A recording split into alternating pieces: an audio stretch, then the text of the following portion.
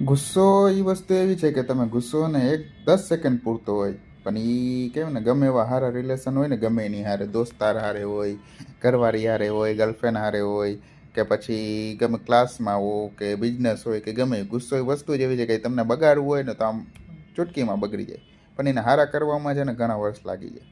એ તમે વિચાર ટ્રાય તમે કરી હશે, તમારું મગજ ઠેકાણા નહીં હોય ને, કોઈક તમને કાંઈ પણ પૂછશે ને તો તમારું મગજ તરત હાઈમાં હોય જાય, કંઈ પણ કહી દેશો એને, પછી તમને વિચાર આવશે. એ ગુસ્સો 10 મિનિટ પછી, 10 સેકન્ડનો ગુસ્સો 10 મિનિટ પછી શાંતિ વિચારશો ને કે આ કરવું જરૂરી હતું, એને કહેવું મારે જરૂરી હતું, તેમ કે આ ખોટું કહેવાય ગયું.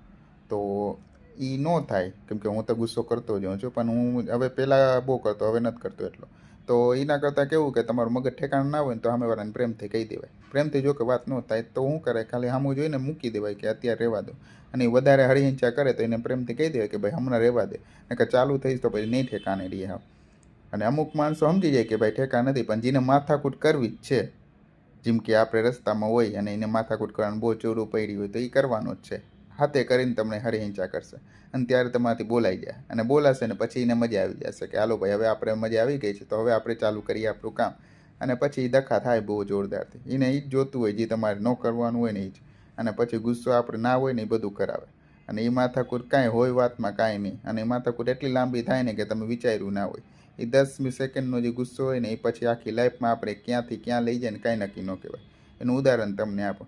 તમે ગાડી હાંકતા હો, તમારું મગજ ઠેકાણ ના હોય, કોઈકને ભૂલથી ટચ થઈ ગયું હોય, એ ભાઈ કંઈક બોલ્યું ને તમારું મગજ ઠેકાણ હોય ને તમે બોલ દીધું હોય ને પછી કેવી લફરામી થાય. એ કાંઈ હોય કાંઈ ને ભૂલથી અડી ગયું ને એ ભાઈને માથાકૂટ જ કરવાનો ધંધો હોય. રસ્તામાં જતા હોય એ ભાઈને એવું જ જોતું હોય કે આ લોકો એક હાલો બકરો મળી ગયો, અને તમારે ના બોલવાનું બોલાઈ જાય, પછી માથાકૂટ થાય ને પછી એ બોલાવે ને તમે બોલાવો ને પછી થાય પોલીસ સ્ટેશનના ઠક્કા. અને એમાંથી નીકળવું પછી અઘરું પડી જાય, પછી એ આપણા ખીચા શાંતિથી બેઠા હો ને અને એ ખીચા ખાલી કરવાનું કામ એ લોકોનું હોય. એટલે ગુસ્સો વસ્તુ એવું છે કે તમે જો ન કરો ને તો તમારા માટે સારું છે, અને કરો તો તમારા માટે બહુ ખરાબ છે. બાકી મળીએ કાલના વિડીયોમાં.